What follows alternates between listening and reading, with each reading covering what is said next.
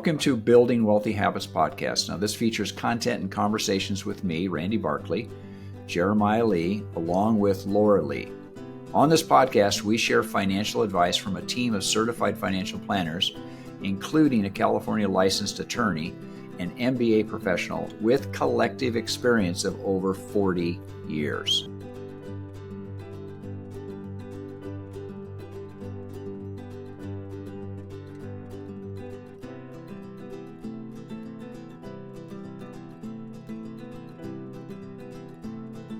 All right, on this week's episode, we are talking about long-term care. We're talking about average cost, expenses, planning, how you can be prepared for long-term care. Jeremiah, Randy, and myself, the three of us are back together again, and we hope you enjoy.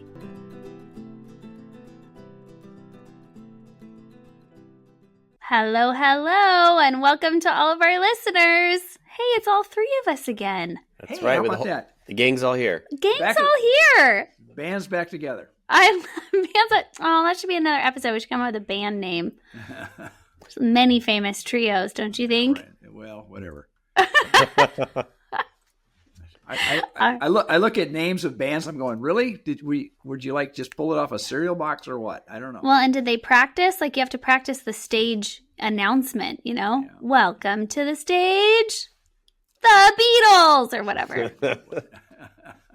Insert trio name. I love it. For our listeners, if they have any, ideas, feel free to write in. Yeah. Very open. That'll be scary. All right. Let's talk about the matter at hand.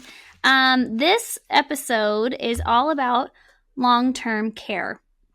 And we're going to dive into average costs for long-term care and key takeaways for those who have been curious or are wanting to prepare for long-term care. And so just really to get us started, I pulled out some interesting statistics that I found kind of eye-opening as well as just really relevant. And I think it's good for not just us to know, but our listeners as well.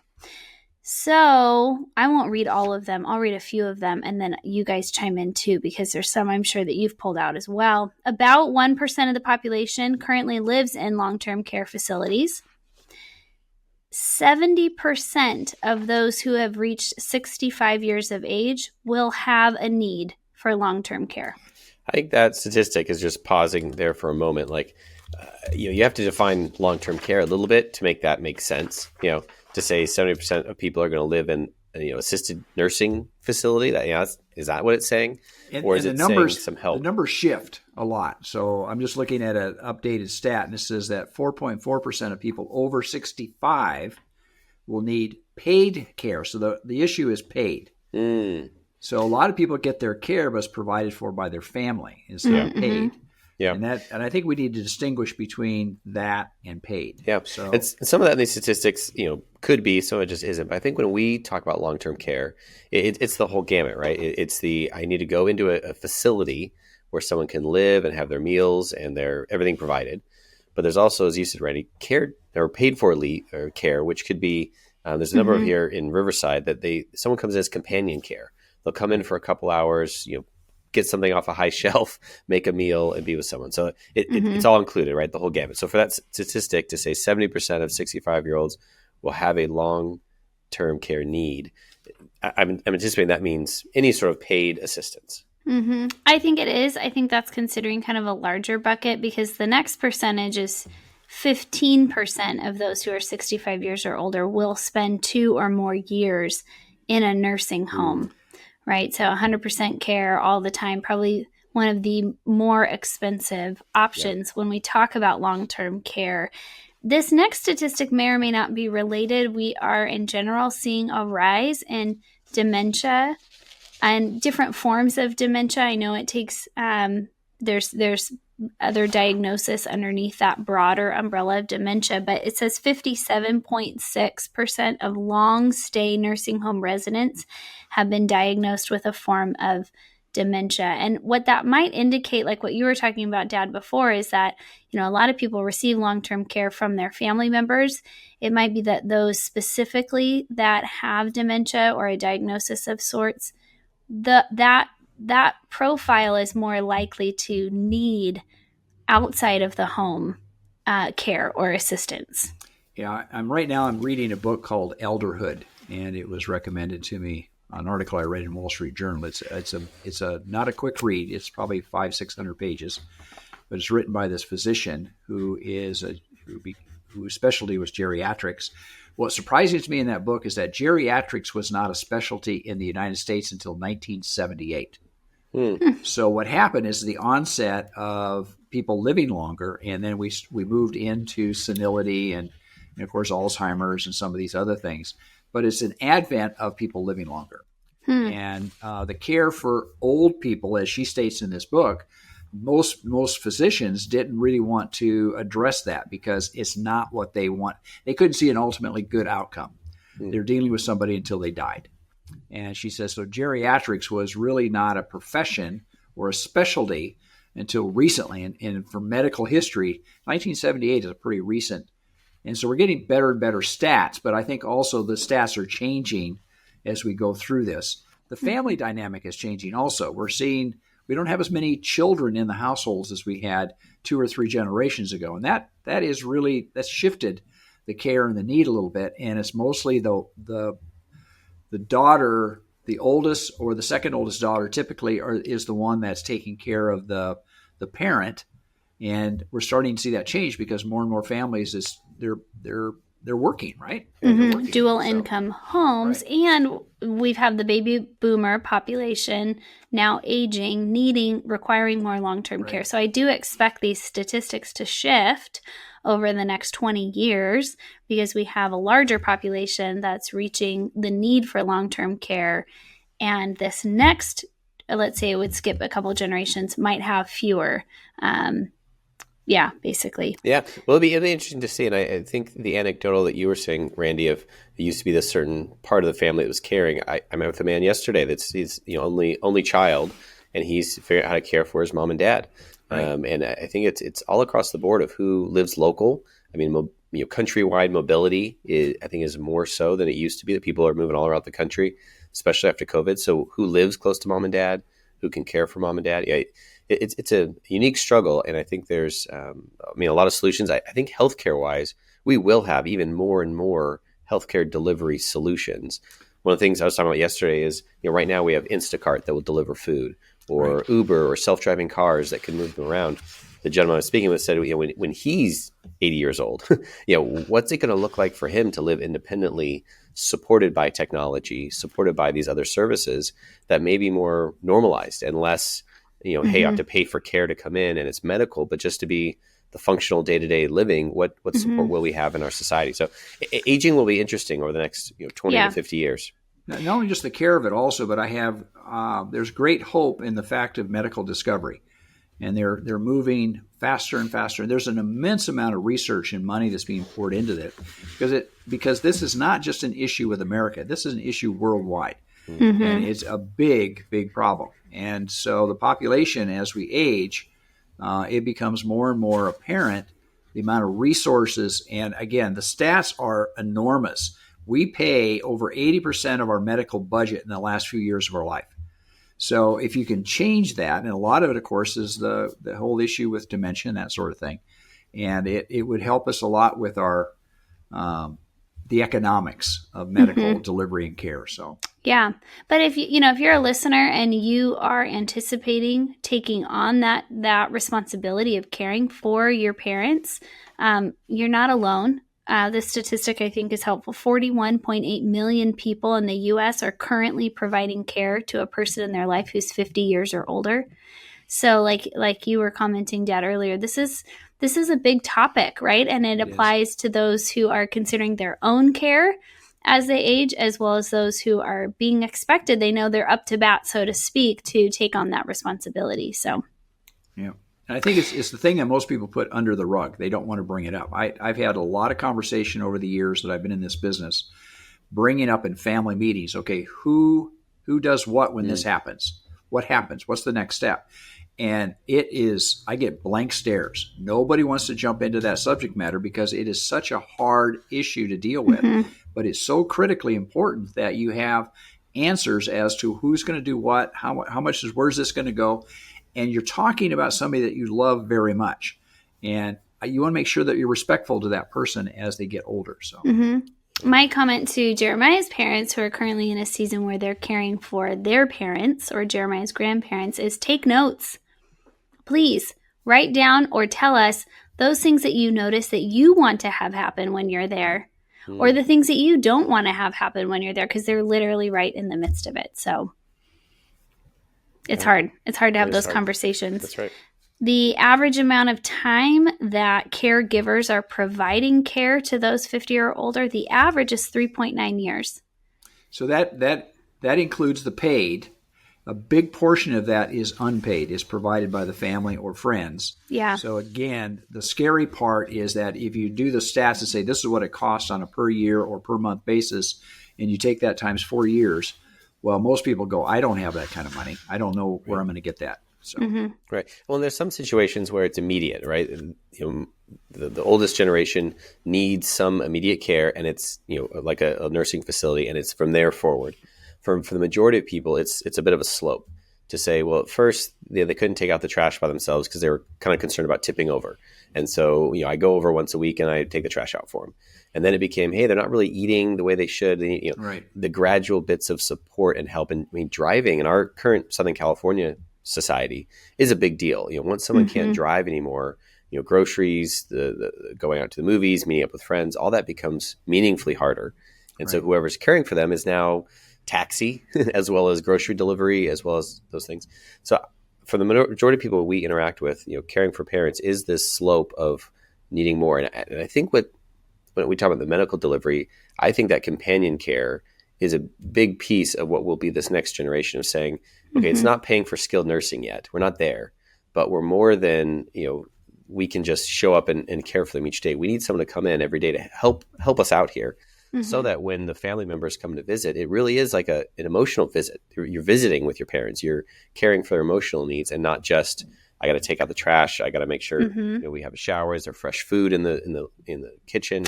And I think you're right. That transition until benefits start to kick in, that's a really sensitive time period, because you're seeing a regression. The ADLs, right? The activities of daily living, I think is what that stands for. And there's 7 or 8 of them. And it's like eating, bathing, toileting, et cetera, et cetera. And so before benefits start to kick in, there has to be a drastic reduction in the ADLs, the independence of the individual. And so as they start to near that, there's going to be a time period of transition, and they'll probably look to family to help them through that time. So it's interesting, because just before we started recording today, I had a phone call from a daughter, and she is the daughter of a client I've had for probably about 25 years. And the husband now has passed away, but the mother is going through stages of dementia. She said, we finally made the decision. We're going to put her in a memory care facility. So her request to me was to put $14,000 in her account so that she could pay for at least the first 2 months. Now get that, first 2 months of memory care residency. And they're going to be putting the house up for sale. In this particular case, we've got certain insurance policies in place, but we're going to start to activate those contracts. And they'll start doing payout. But it's near and dear to my heart, because I deal with this on a regular basis. Yeah. And it's flesh and blood. It's sitting down with a family member and going through the details of this. And of course, economics is a big part of it. Because it's expensive. We all know long-term care can be extraordinarily expensive. And respect for the person is paramount. And so you can't just shift somebody out of their home that they've lived in for decades and expect them to be completely happy and satisfied and content when they're in a completely new environment, new people, new circumstances. And it just doesn't, it's not just a turn of a dial is what I'm saying. Right. And in fact, I mean, not to scare any of our listeners, but for those who are based in California, we rank in the top 5 of the most expensive states to provide long-term care. The majority of people who are currently in long-term care facilities are utilizing Medicaid. And there's a lot of restrictions regarding total net worth before you can qualify for Medicaid. And so a lot of times those people that kind of find themselves on the border actually have to try to reduce some of their assets so that they can qualify for Medicaid. It's a complicated system. It's difficult. And of course, you're in the midst of it. You're living every day trying to find the right care for your loved one. The financial part of long-term care can be very stressful if you're not prepared. Yeah. And those laws are changing. I mean, even California being different than other states, we recently passed a law that took out that asset-based test. There's still an income test of how much you can make, but they're changing it for the asset base. And I think it's a really important aspect to know that those are shifting. Like, this is changing around the country. It's changing how things work. And so it's not just this is what happened before, but it's what happened currently, what will happen next year and the next year, to make sure you stay up on this. Yeah. So let's talk about some average costs in California. I wrote some of them down there. The average annual adult daycare cost, this is the least expensive option that's listed here. And daycare means they still live in their home. They just go out for the day and stay someplace almost like a nursery care. Almost. Like a child care kind of, facility. Right. But they have some care. There's some community aspect to that. That's about $30,000 a year. So that's $2,500 a month. Break that down in per day. Okay, you're about $75 a day. I'm just giving averages there a little bit. Yeah. Assisted living. The cost of assisted living. They were basing this off of those that would have a private room, not a shared room, was about $63,000 annually. That's over $5,000 a month. Yep. Which is kind of close to what you were sharing in the example of the daughter that recently called in. Those are, if we just take averages overall, they were averaging about $6,100 additional cost per month. And she told me she visited 10 different facilities, and she said some of the situations she looked at were just horrible. She said, just broke your heart when you went in and looked at them. So she was able to select one that was closer to her home. But the cost is, what she was telling me about numbers, she said, is it too much? And I said, it's not out of line with what I understand. So, but it's heart-wrenching, right? Yeah. Yep. And even in-home healthcare cost, depending on what the medical needs are of the individual, the average here is about $73,000. So it can actually be more expensive than the assisted living cost.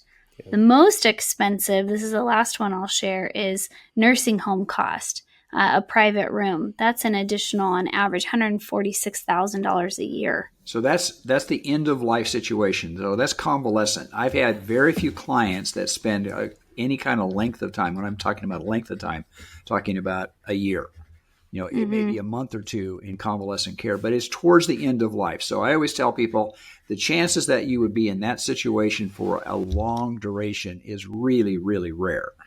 Most of the time it's going to be in assisted living or in-home care or adult daycare. That would be the most common economics. So we're looking at anywhere from $3,500 to $5,000 a month for a period of time. So let's talk about how we can be prepared. How can an individual be prepared for long-term care? Yeah, I think the biggest part is having the conversation, of having the family talk about it, of looking forward, and at least being aware that this is going to be an item. And then once you have that, conversation, you have some awareness. Now, when we do the planning, we look to assets to say what's already here. Like if the person has, meaningful bank accounts and meaningful pensions, meaningful retirement accounts that can absorb the majority of this or all of this, hey, that's great.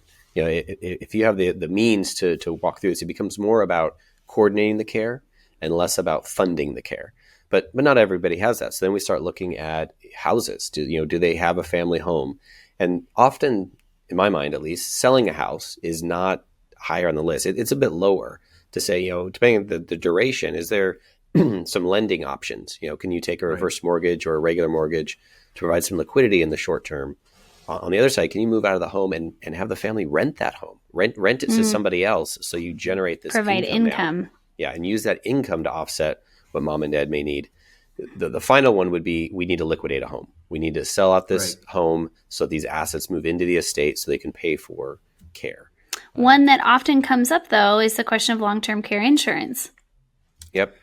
It's not, again, I've been in this business so long, but I really I bristle when I hear the long-term care insurance, because initially when it came out, there was over 200 plus carriers, and we were told, in fact, it was almost mandated, in order to get your certification, to get the special licensing to do it, you need to offer lifetime benefits.